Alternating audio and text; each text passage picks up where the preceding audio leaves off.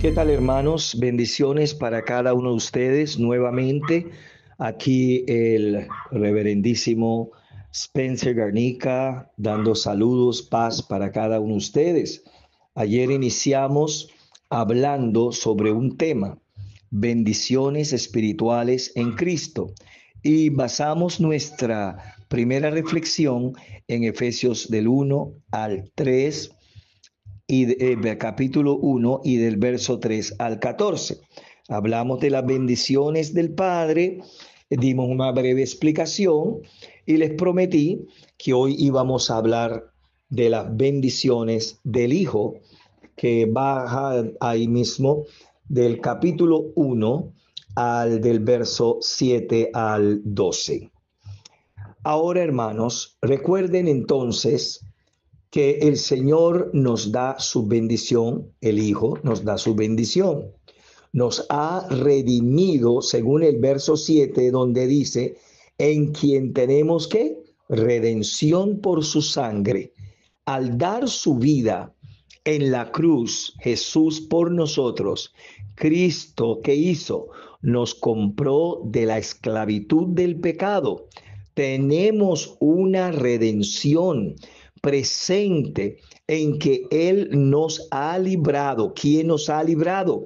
Jesús, el Hijo, de la pena y del poder del pecado.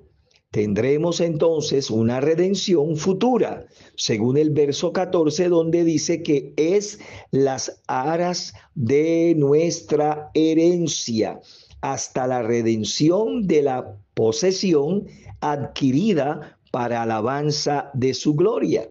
O sea, hermanos, cuando Cristo nos libere o nos liberte de la presencia del pecado en su venida. Ahora, nos ha perdonado el Señor. Usted lee el mismo verso 7 y verás que ahí dice, el perdón de pecados según las riquezas de qué? Su gracia. O sea, la palabra perdonar literalmente significa enviar lejos. El pecado es una carga temple que Cristo le quita al pecador que se vuelve a él. Gloria al Señor. Cristo entonces llevó la carga en la cruz. Primera Pedro, en el capítulo 2, el verso 24, quien llevó él mismo nuestros pecados en su cuerpo sobre el madero, para que nosotros, estando muertos a los pecados, vivamos a la justicia, y por cuya herida fuisteis sanados. Hermanos, ¿recuerdan? El Señor nos ha revelado la voluntad de Dios, el Padre, según el verso 8 y 10. Creo que lo han leído, ¿verdad? Donde dice que hizo sobreabundar, una palabra bonita, para con nosotros en toda sabiduría e inteligencia, dándonos a conocer el misterio de su voluntad, según su beneplácito. Hermanos, dice que el cual se había propuesto en sí mismo de reunir todas las cosas en Cristo, en la dispensación del cumplimiento de los tiempos. Así las que están en los cielos, ¿como qué? Como las que están en la tierra. Amados míos, un misterio, un misterio. Es una verdad divina que solo conoce el pueblo de Dios mediante revelaciones en Cristo. Somos, hermanos, parte del eterno propósito de Dios, de reunir todas las cosas en Cristo. El verso 10 es muy claro, donde dice que de reunir todas las cosas en Cristo en la dispensación del cumplimiento de los tiempos, así las que están en los cielos como las que están en la tierra. Qué bendición tan grande, ¿verdad que sí? Este mundo, hermanos, presente, está destrozándose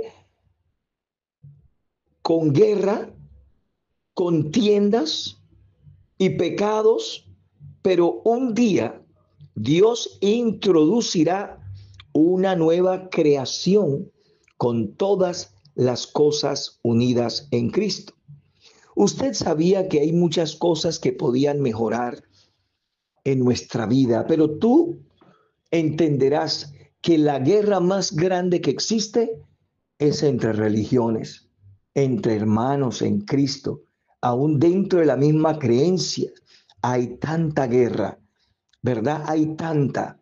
Esa me preocupa a mí, de verdad que sí me preocupa.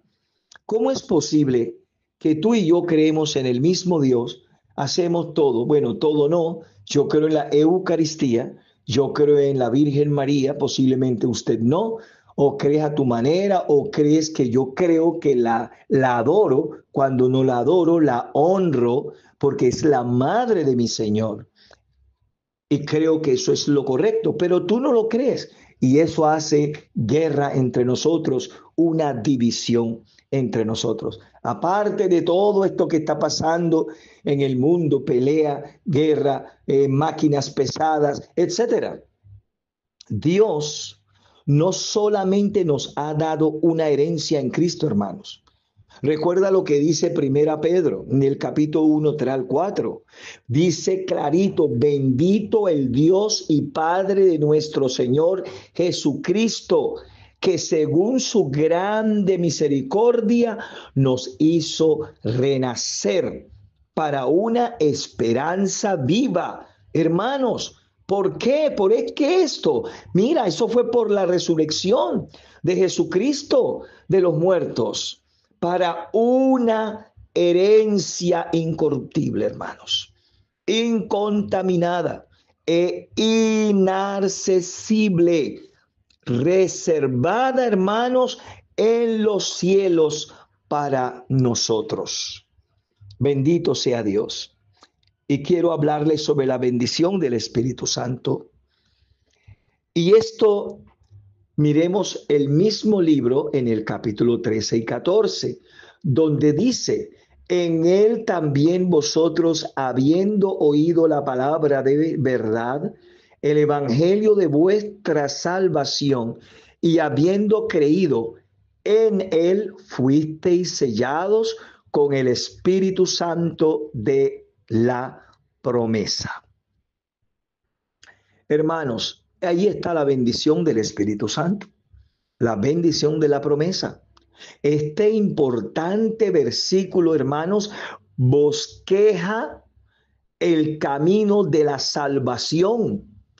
El pecado oye la palabra de verdad, confía en Cristo, recibe el Espíritu Santo y el sellado para siempre.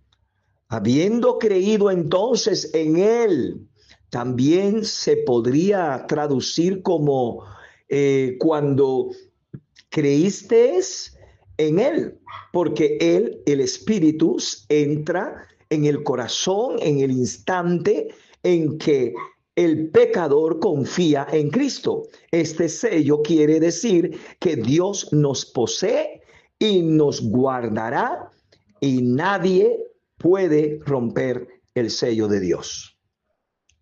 Gloria al Señor. Hermanos, recuerdan ustedes, finalmente, al final de cada una de estas tres secciones, Pablo nos dice por qué el Padre, el Hijo y el Espíritu Santo nos ha dado estas bendiciones para alabanza de su gloria.